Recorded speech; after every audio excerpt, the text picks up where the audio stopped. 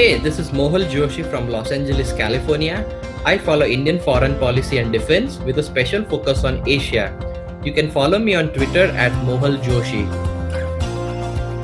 Hey, this is Kishor Narayan from Bengaluru in India.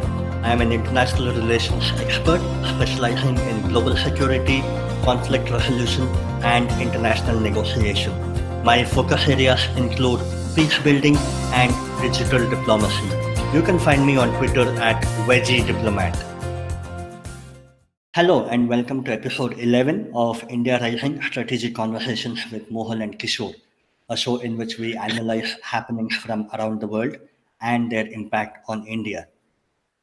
You are in the midst of a two-part series where we are looking at an overview of India's foreign policy.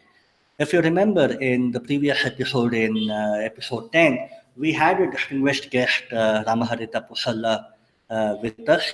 Haritha is back with us for today's episode as well. And just to remind our listeners, Ramaharitha Pusarla is an author, columnist, who writes regularly on Mind.net on India's foreign policy. She also writes on India's domestic politics and other social issues. She can be found on Twitter at Haritha. Welcome back to India Rising, Haritha. Yeah, thank you. So in the last episode, we had a deep down on India's neighborhood, and we had planned to look at India's relationship with the great powers around the world, vis-a-vis India, US, and India, Russia. So quite a few times it so happens that the domestic politics within either the US or within Russia has a deep impact on the happenings in India as well. So, Mohal, you want to start off? US Secretary of Defense Jim Mattis has resigned. I mean, he was an old established hand in US military and foreign policy. Now he believed in the consistent policy of where US would depend on allies overseas, and his positions on foreign policy were more in alignment with the mainstream foreign policy, which, as you know, Trump opposes. So it'll be an interesting time once he's gone, because he was also instrumental in getting the Comcasa signed with India. So it'll be interesting to see who will be the new defense secretary and what will be the relations with India, especially with the CATSA waivers and the Comcasa and threats for future arms supplies, arm purchases from Russia to be sanctioned. So, Kishore, what are your thoughts on Jim Mattis's departure and how it affects India? Yeah, I think this is happening at a very critical juncture for India. I mean, just 3 months ago, we had a 2+2 dialogue in New Delhi, on which we had covered it extensively in and which was one of our episodes. And which was already delayed because the previous Secretary of State had resigned, Rex Tillerson, and you had to delay that one. So I'm guessing, I don't know how many times we'll have to deal with a different Secretary of State or Secretary of Defense all the time, you know.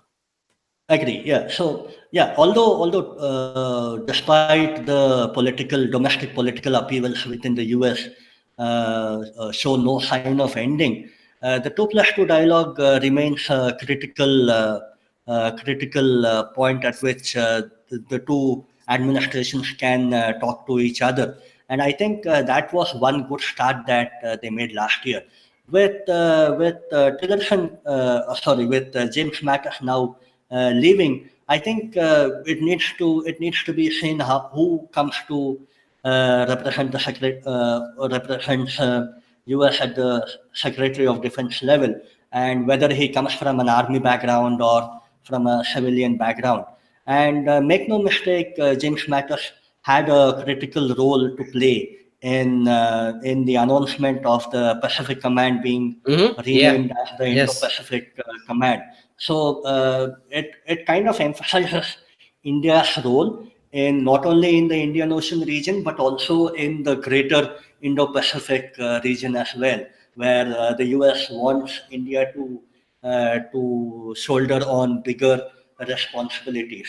So I think that was something that Indian foreign policy watchers will have to look out for, and Mhm. look out for any signal that is coming out from Washington DC.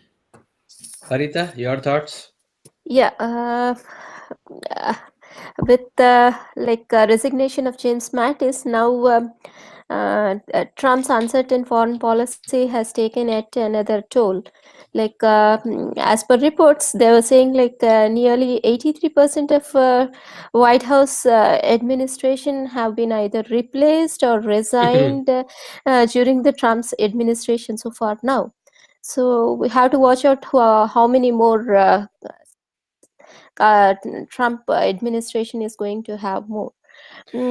After that, I just want to say that this Trump.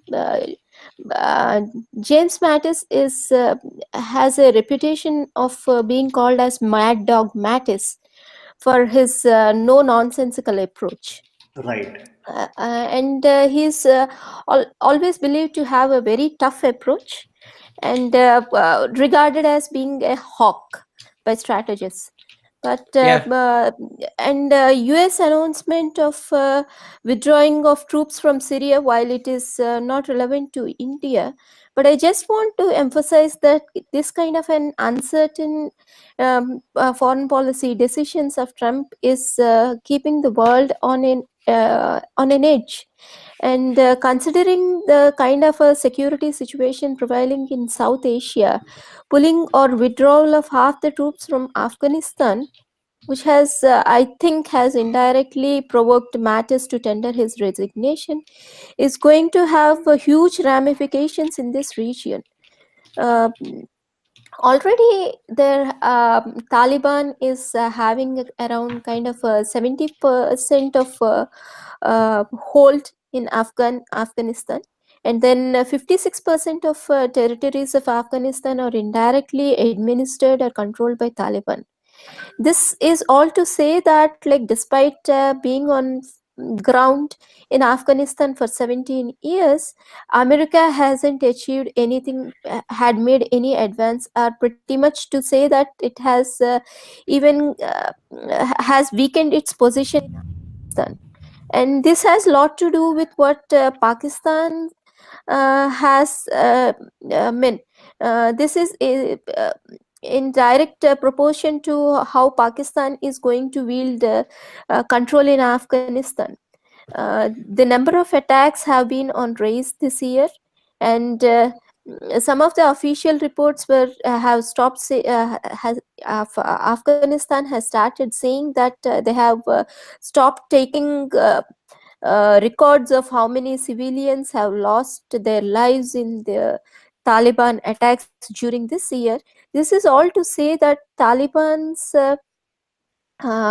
incrementalism is on a race in Afghanistan.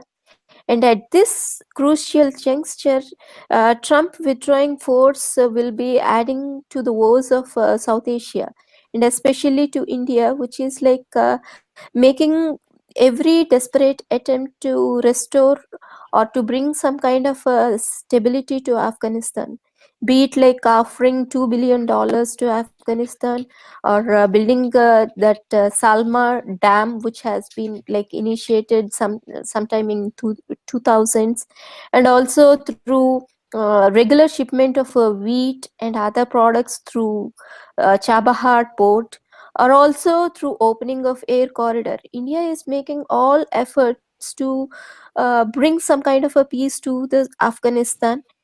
And even so to say that defense secretary has also in his statements expressed belief that India is going to be a reliable partner in bringing back in restoring normalcy to Afghanistan. So considering these events, it's going to be a terrible blow to India's aspirations as such. Yeah, I think the announcement is that they are going to cut the US is going to cut its troops in Afghanistan by half. Now we have seen that probably 30 years ago, after the end of the Russian occupation of Afghanistan, when they left the country. Like one, the country fell into radicalist hands, with the Taliban eventually gaining power in a few years. And the more uh, problematic situation was that all the radicals then flowed into Jammu and Kashmir, and we had the issue on a boil ever since that. So the same worry would occur that if, let's say, Afghanistan is lost per se, then there would be a higher influx of radical terrorists sneaking into Kashmir to create even more trouble and create a bigger domestic security implication for India. So More Kishore, so with the, go ahead. more s- more so with reports of IS elements also having their presence in Afghanistan. This is going to exacerbate India's security situation. Yeah, yeah. So Kishore, what are your thoughts on the future of India US ties with this departure of Jim Mattis and on the overall picture? I mean, we had probably really good news with Comcasa in September. So is it a case of two steps forward and three steps back in case of India US relationships? Yeah, I think when it comes to military strengthening of ties, or even at a strategic level, India and the US have made definite progress in the past decade, and definitely in the Yeah. past 3 4 years at least.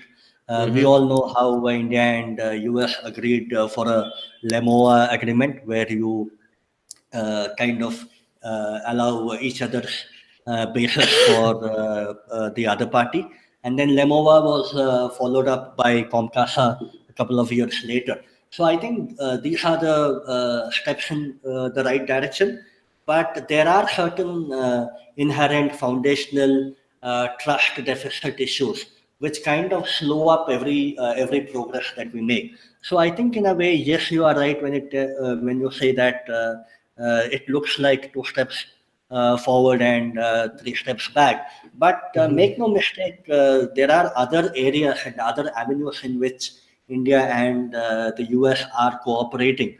I mean, Mm-hmm. the Quad discussions are definitely one aspect to it, one dimension of it. Mm-hmm. But the other thing is the annual naval exercises that they conduct, the Malabar exercises, Mm-hmm. where Mm-hmm. Japan also is a regular participant in it. I mean, there Mm-hmm. are discussions about bringing in Australia also, but that can go up. That can happen in the near foreseeable future. But for now, again, as I told you, there are multiple dimensions in which cooperation is happening, especially when it comes to the military realm. Yeah, I mean, there are quite a few differences between India. I mean, but there is also a large understanding within the US political and military establishment on the need for close relations with India. Now, I mean, I live in the US. I've seen like there is a broad consensus on Capitol Hill that India is a strategic partner, especially, I mean, and they see India as a bulwark against an ascendant China, which is trying to displace US from the number one superpower status in the world. So they do see that uh, India is a useful partner. But I mean, as you mentioned, that we don't see eye to eye on every single issue, which is okay. But I mean, as long as it doesn't break the overall relationship, I mean, we should be okay to deal with it. I mean, that's the relationship we have with all the superpowers, be it US or Russia, that we might not get along on all the topics, but if we have a broad consensus on how to move forward and look past our differences, uh, we can forge a better relationship.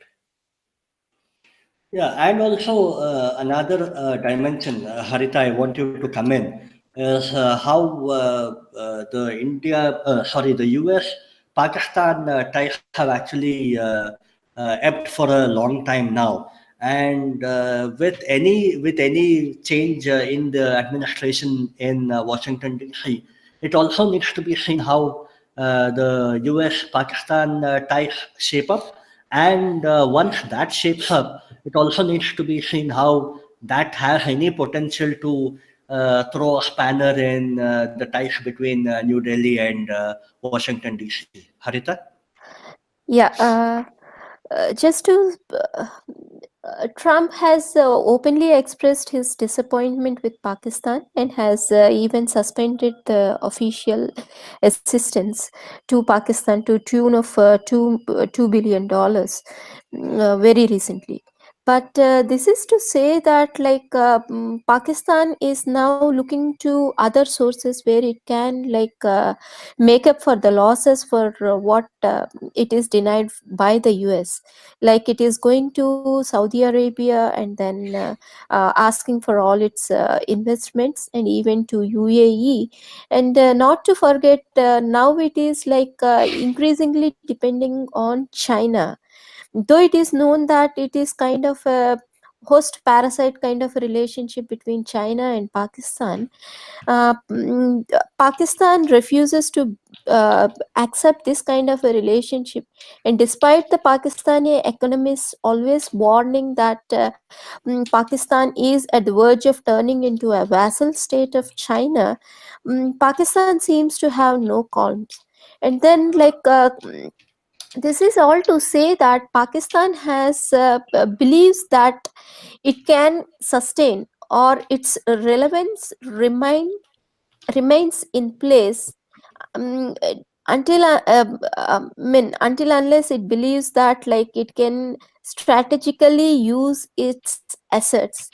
It is necessarily to say that Pakistan has used, or it is not a secret to say that Pakistan has patronized, cultivated, supported, and used these strategic assets, that is the militant outfits, to keep US under check or India under check, or rather to say that they have used these assets as a bargaining chip.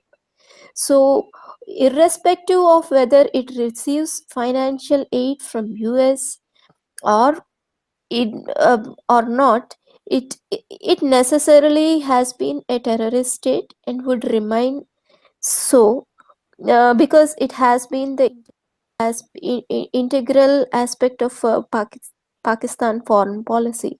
So this is to say that Pakistan would continue to uh, remain hostile towards India, and wouldn't it would be like world will be making a mistake if they believe that by curtailing financial support to Pakistan they can even um, pamper Pakistan. It is out of question, because Pakistan has been using this as its whole and soul mm, uh, terrorism as its strategy to extract its pound of flesh from all its strategic partners.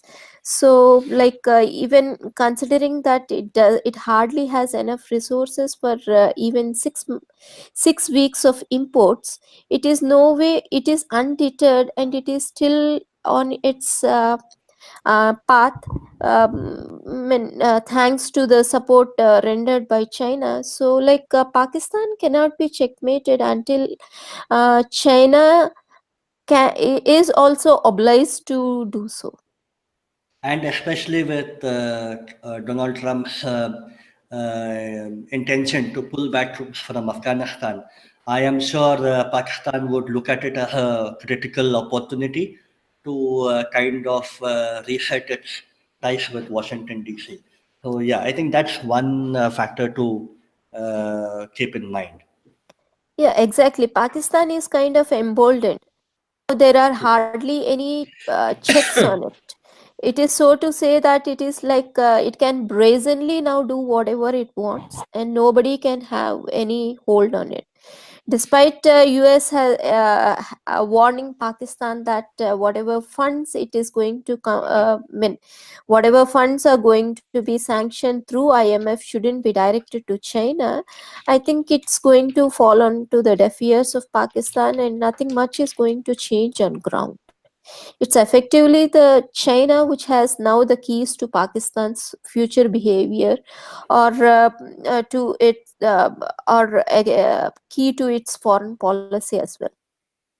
So now, so that was a good discussion on the India-US relationships and its implications. So now, moving on to India and US, the other superpower from the Cold War.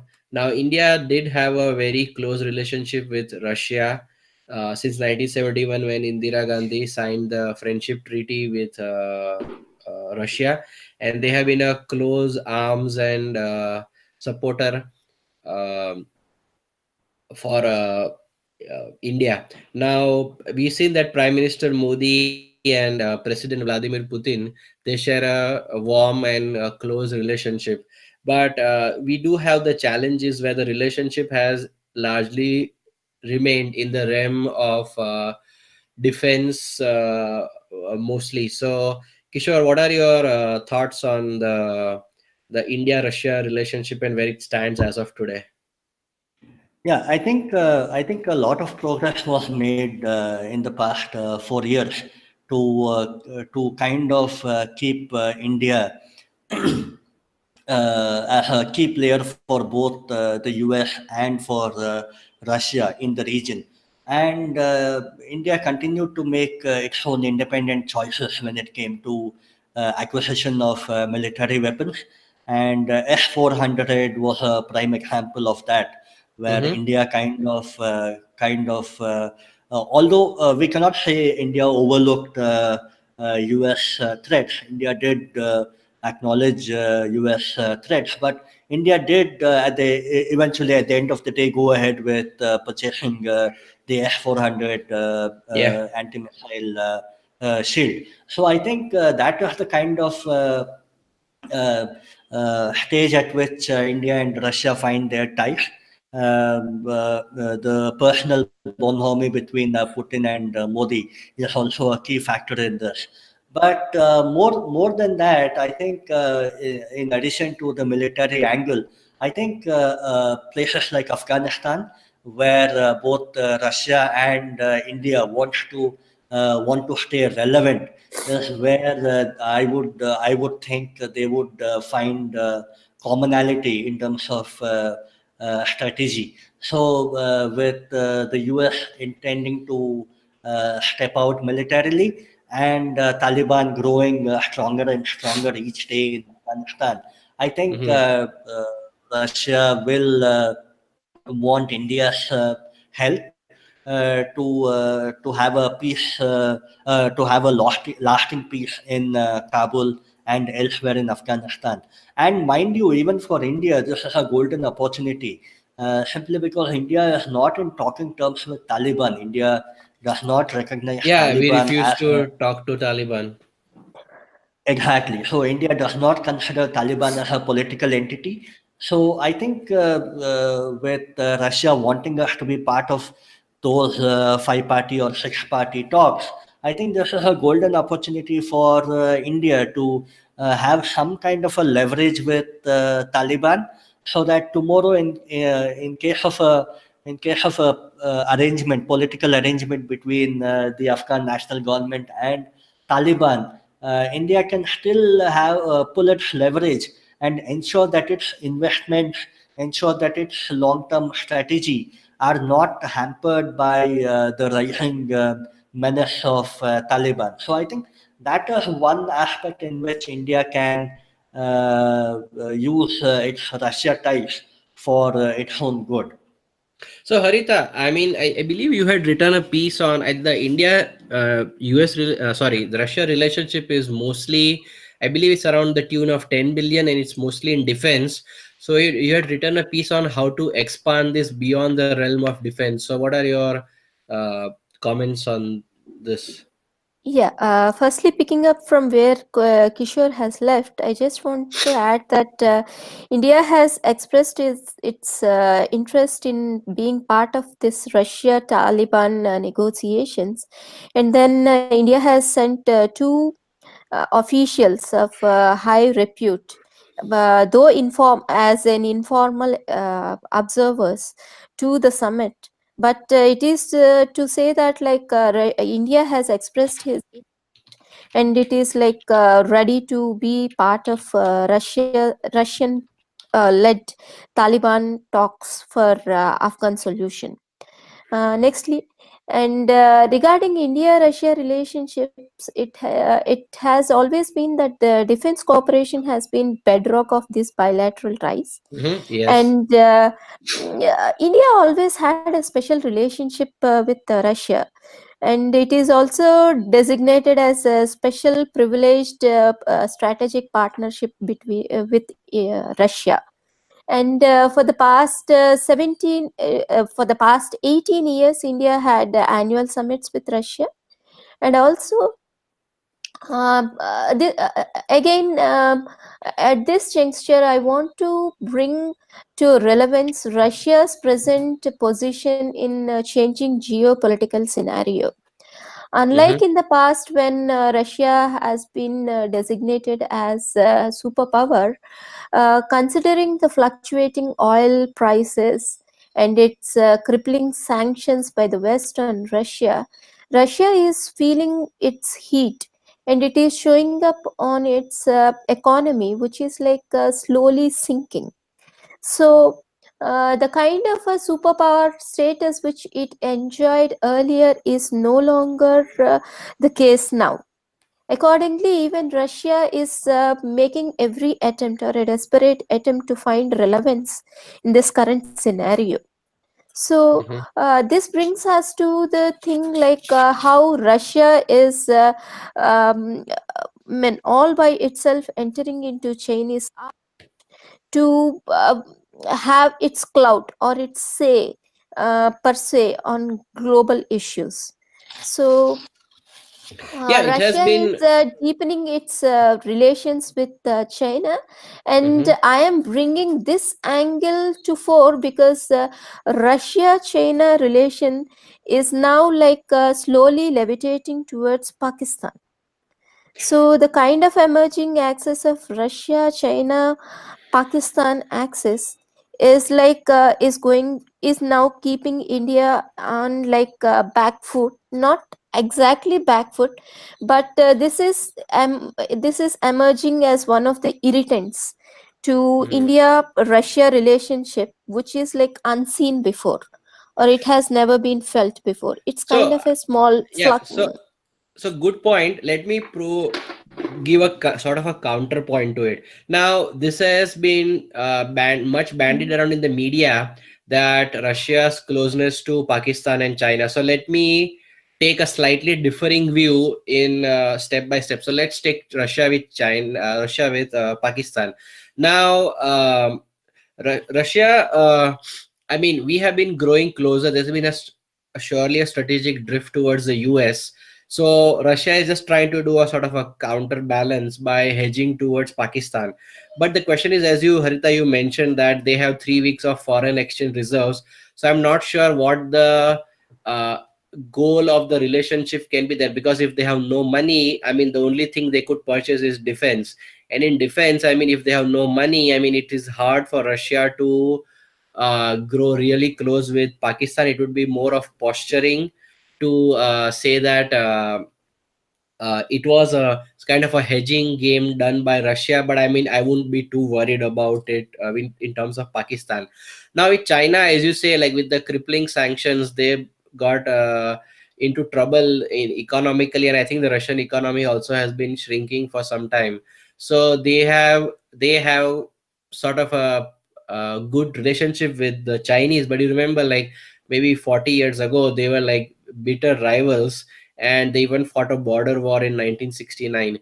So for the time being, Russia seems that okay, uh, enemy of an enemy is my friend. So what they are doing is they're just patching up with China. But mind you, all this Belt and Road Initiative has also expanded Chinese influence into the Central Asian republics of the former Soviet countries. So what this is, which Russia considers its strategic backyard. So for the time being, they are keeping their mouth shut and not raising any protests. But mind you, once Russia can find its footing in terms of growing economically and politically more stronger, and maybe when relations with the West are at a more even keel, I can bet my top dollar that they're going to push back more against the Chinese, because they definitely don't like ascendant China, because Russia considers itself in the Eurasian subcontinent as the primary superpower, and I'm not sure they would take too kindly to Chinese intervention in their sort of backyard. Okay. This is just to say that Russia is levitating towards Pakistan just to use it as a bargaining chip against Mm-hmm. India. Yeah, yeah, It's to yeah. say that Russia is irked by India's drift towards US, and Mm-hmm. also with the revival of Quad. The Quad in terms has despite having a lot of potential, is not using it to its core. It's to say that Russia is now seeing India being a part of uh, Western group. That is one thing. And another thing, what I want to emphasize here is that India should have been in a position of what do you say, expand its ties with Russia, considering its historical links with Russia. This is Mm-hmm. to say that apart from the defense cooperation, India should have already diversified its ties with Russia, for example in investment, economics and infrastructure.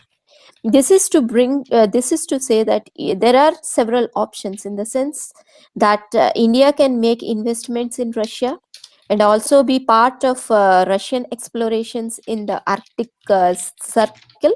Now that Russia is opening up another route, or is intent on using its Arctic Circle route for its exports, India can collaborate with Russia in that aspect. And Mm-hmm. another thing is to say that Russia, in fact, have instead of having d- um, government ties, Russia should rather approach Indian private institutes, or to say that private players, which are now actively being part of several projects across the globe. So this is to say that there has been a lacuna in India-Russia relationship, and never before has this lacuna is become more glaring, because Russia is now looking at its economic survival, in the sense want to revive its economy. These are the other aspects wherein India can cooperate with Russia and diversify. And another aspect to this, to India's credit, I must say that India is now using its soft power diplomacy in wooing Russia. um, it must be remembered that the Theosophical Society, which is started by Russians, had a great influence in India. It has been like a kind of a great influence, and then it has been a massive hit among the philosophers and Russian observers in India. So now Mm-hmm. India is deploying that soft power missile back, and I think India is making every effort to woo Russia back. This is and also to say that after signing for S-400, India recently inked uh, uh, an Deal agreement for. worth $500 million, where there is an agreement of building in Goa. So these are all going simultaneously, but the larger thing which remains is, considering Trump's what do you say, America First policy, or fallout of that protectionism. uh, Russia is also feeling heat in terms to in terms of Russia is feeling more segregated. Earlier, it anticipated that Trump is going to have a reconciliatory approach towards Russia, but with all those things now falling back, Yeah, it's more Russia like is domestic politics in US, which is preventing from having a reconciliatory politics position with Russia. So yeah, That's right. And also, and in Trump's eye, like China is the main rival, and but like the domestic politics, as you know, in US will prevent any kind of rapprochement between Russia and US. Kishore, any thoughts on this? Yeah, I think I think you people hit the nail on the head when you said that Russia is actually biding its time. Biding its time just to wait until it challenges China again, and also at the same time as the geopolitical play that is happening in Middle East and elsewhere, where Russia is emerging stronger and stronger, Mm-hmm. Yeah. and India also has a keen eye on Middle East as well. So every time there is a political alignment or a geopolitical alignment happening in Middle East and the surrounding areas, India will have to be on top of its game to ensure that its long-term stakes are not threatened in any which way. Okay, so I think we had a good discussion on India's ties with the US and also India's ties with Russia. I think we'll switch over to the Indo-Pacific region as such and the Quad discussions that keep happening between India, the US, Japan, and Australia. So Quad as such is not any cannot be seen as a defense alignment. It cannot be seen as a military alignment, definitely. Mm-hmm. But the at a ministerial level, at a secretary level, these four countries meet up often whenever they take part in any conference around the world, and that way they kind of get a chance to discuss on the happenings around the world, especially in the Indian Ocean and the Pacific Ocean region. So Indo-Pacific and Quad are two terms that uh, analysts also make a mistake of imposing one in place of the other, which is generally not right. Quad is definitely not military, and Indo-Pacific is a term that the US uses for the entire region in a broader perspective. So I'll start off with you, Mohal. Um what is there for India to gain when it comes to its involvement in the broader Indo-Pacific region? So, I mean, as you had mentioned that I think since it has been probably 10 years since the Chinese started making forays into the Indian Ocean. Now, the Indian Ocean region was what India considered as its own strategic backyard. And I mean, Chinese vessels have been entering and leaving frequently, so which does raise concern for the Indian Navy. Now, it's not that China has total superiority or dominance over the Indian Ocean region, but India does see that its potential geographical advantage is slowly getting eroded uh, over time. So in this aspect, it is important that US, which all earlier used to call this region as Asia Pacific, it understands that India is one of the strong pillars to prop up against Chinese hegemony in the region. So by giving the name Indo-Pacific, they are giving paramount importance to India to showcase the importance of India as a central player in maritime in the Asian subcontinent. Yeah, Haritha? Yeah, the first and foremost thing I want to highlight is despite all the four democratic countries coming together and a quad, they haven't, as of now, clearly defined the Indo-Pacific region. Because America has its own definition for Indo-Pacific Mm-hmm. region, and India has a separate definition for Indo-Pacific region. That is one aspect. Another thing is, despite this coming together, there have been some kind of I mean, considering India and Australia especially, they are not still very clear about their expectations from the Quad kind of an association. I would still stick to the word association because it's not alignment as such.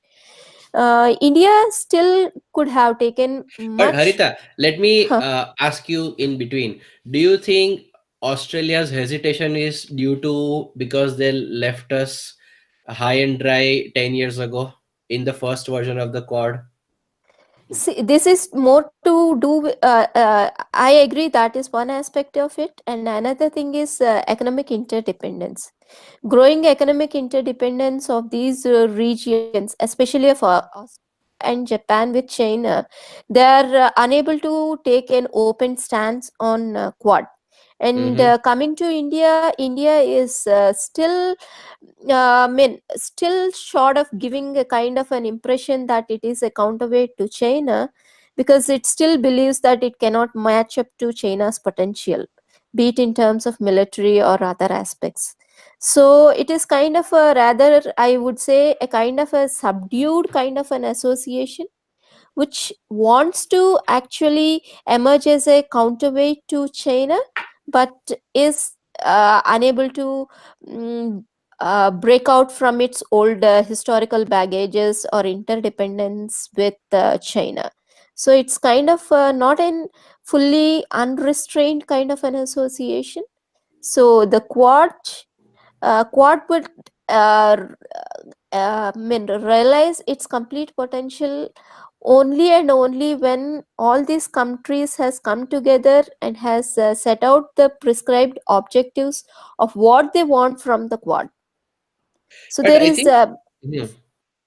there is, as of now, there isn't any clear clarity about Quad, because like as you can see, even in 2017, the first time after revival of the Quad, and even in 2018, each of the country has given out their own joint statement, but never all the four countries have come out with a combined statement. This is one thing which is to be observed, because like as an association, all the member countries are expected to be on same lines, but that kind of a thing is missing in Quad. But see, I think quad is a very nascent concept. I mean, it's probably going to be baby steps before all of them align to certain objectives. And also remember, these are like four countries which are like geographically thousands of miles away from each other and also on three different continents. So to get a alignment of objectives, I think it's going to take quite some time. It's more to just have some talking forum. I mean, it's mostly, I would say, like a hedging against China. I mean, it's not going to be a military alliance for sure. See, like for especially for India, it doesn't make sense because we have a huge land border dispute with China. So you might hedge against China in the maritime domain, but what about the land domain where you might have an unprovoked response from China? So I think it will still remain as a non-military alliance. I think that's what India has been doing since independence. And regarding the the military aspect, I mean, we tend to use. I mean, what I know, like Arjun Subramaniam, he has a very fascinating term that we do. We do like sort of a engagement. So it's like a hedging plus engagement. So and one in the China episode last week, we talked about like we engage with China, we try to talk out our differences, however deep they may be, but simultaneously also we have been starting to do this hedging part where we talk to like-minded countries to do joint exercises, learn their best practices, share communication. Like that was what Comcasa was about, sharing crucial information on the Chinese movements. So this is the part of the hedging. Simultaneously we do engagement. I don't believe ever we're going to completely go in one direction in sort of a military alliance with totally hedging, or totally stop doing hedging and just talk with China one on one due to the power differential that we have with China. Kishore? Yeah, and you raise a pertinent point about India sharing a land border also with China, and especially when we had the Doklam issue rising, we did not have Australia giving any clear-cut statement supporting India during the crisis, and and I think the same can be said about India's clarity of India when it comes to any any confusing signals arising out of East and the South China Sea. India would Mm-hmm. always have a muted response when it comes to Mm-hmm. any Chinese overtures in the East China Sea or the South China Sea Mm-hmm. Mm-hmm. regions. Yeah. So for India, it's more a regional problem that China provides India, and for Australia, although it is a regional problem, Australia would not want their economic engagement with China to be hampered in any which manner, simply because any cut in economic ties with China would only imply that the Australian economy itself would face a nosedive, and that would not go well with the Australian public. And we have already seen the Australian economic ties with China becoming so huge that this has now started having political ramifications within Australia itself. So I think unless and until these four countries come up with a clear-cut objective of what each country wants, and if all four objectives have any common factor that all four would stand up for the other, I don't think Quad can go up to the next level.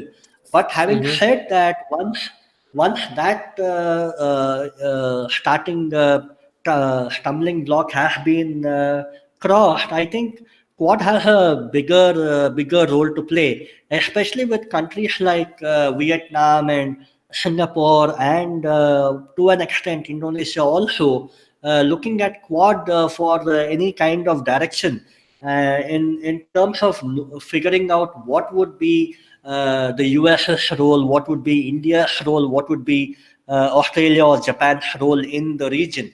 So if those countries have a clarity on how these four major nations play when it comes to the South China Sea and also Mm-hmm. Malacca Strait and the surrounding maritime areas, I Mm-hmm. think Quad itself has a greater potential to grow in the forthcoming decade.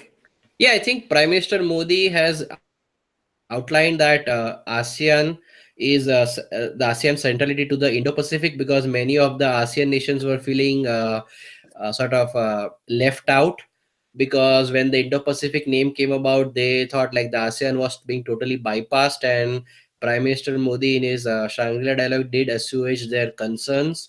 And coming back to the Quad part a little bit, I mean, the thing is like many people miss the larger point that okay, we might not do joint exercises with the Australians, the Japanese, and the Americans together, but we have robust bilateral exercises with the Australians, the Japanese, and the US.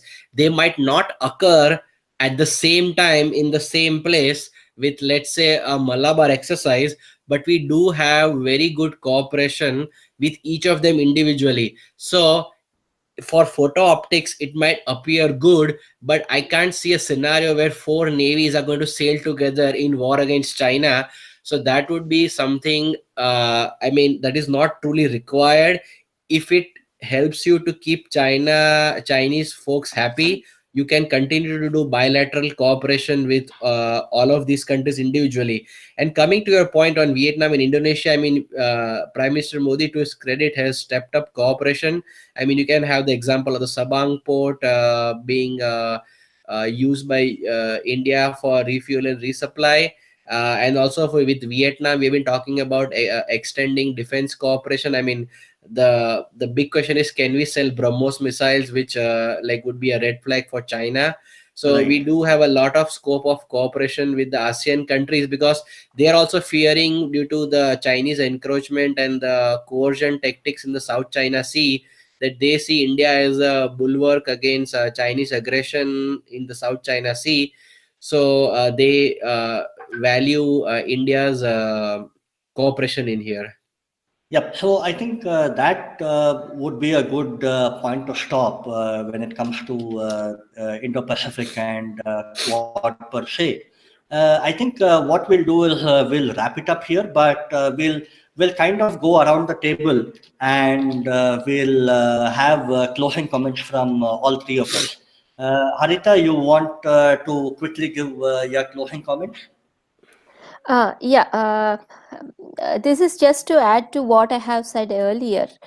Mm-hmm. Renaming of this region in Pacific region has added to the fears of Russia, which felt like after the name Asia Pacific has been like not been in use anymore, it started feeling that it is no longer a part of Asia, or like not having a kind of a larger role in the Asia Pacific region. This is one of the reason for its concerns towards India, that India is going to be like emerging as a larger power. That's one thing. And also to say that like considering the present Indian foreign policy, India has come long way from its non-alignment kind of a mode of a Nehruvian politics to a new policy of strategic autonomy, where it is like having a kind of a larger um, bilateral ties with individual countries, and is trying to emerge out of its own mold, and is trying to present itself as a responsible regional power, be it its attempts to like strengthen BIMSTEC, or to revive IORA, or be it reaching out to the Indo-Pacific islands and its association with Africa. All these things are adding a fresh dimension to Indian foreign policy, where there is a kind of a new enthusiasm and pragmatic approach, which is being like now realized, and India is now looked upon by the uh, international media as a responsible power and a benign power, as opposed to China's peaceful race. Okay. Yeah. My take on all this is, I think 4.5, 5 years ago, when the current administration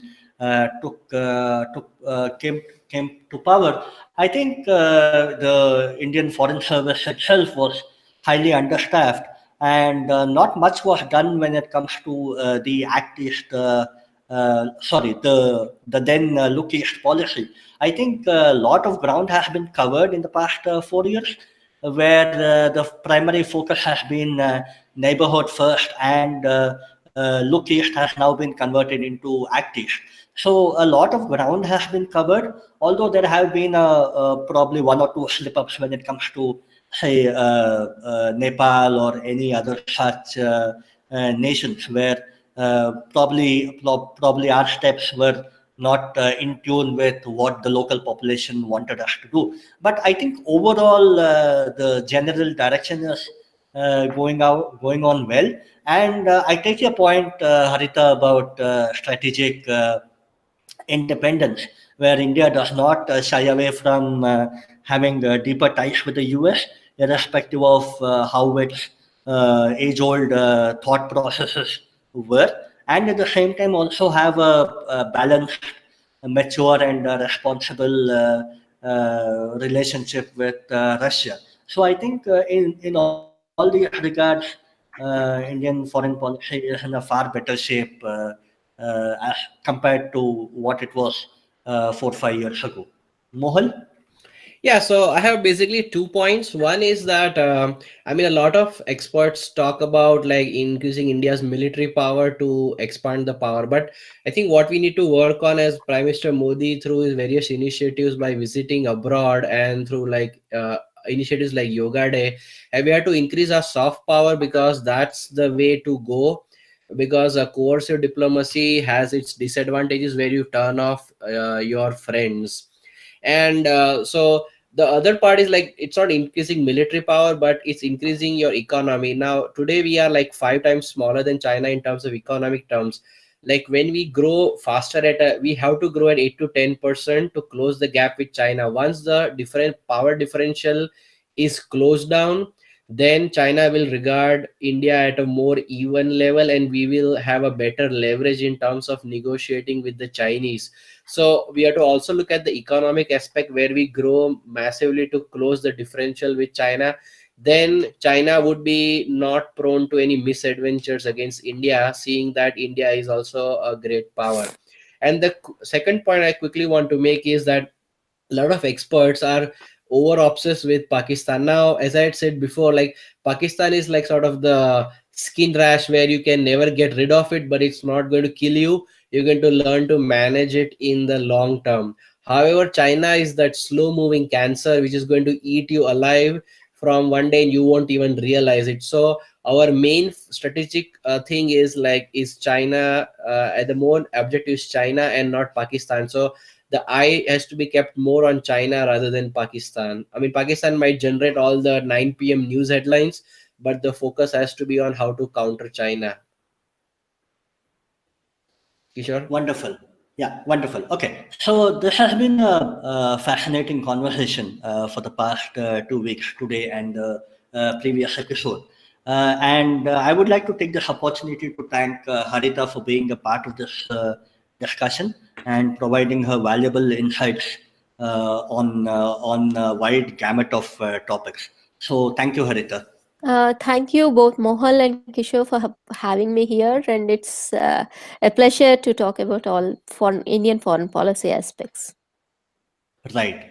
Yeah. So that kind of wraps up the two-part series that we had, where we discussed overview of India's foreign policy. To continue hearing about such interesting topics, we urge you to subscribe to our channel, India Rising, and also tap on the bell icon to be notified whenever a new episode becomes available. In the meanwhile, if you would also like to hear from, we would also like to hear from you if you have any suggestions on any topics that you would want us to cover. And we would want you to remember that these topics should be directly related to Indian foreign policy. Thank you once again, dear listeners. And until the next episode, this is Mohal and Kishore and Haritha signing off.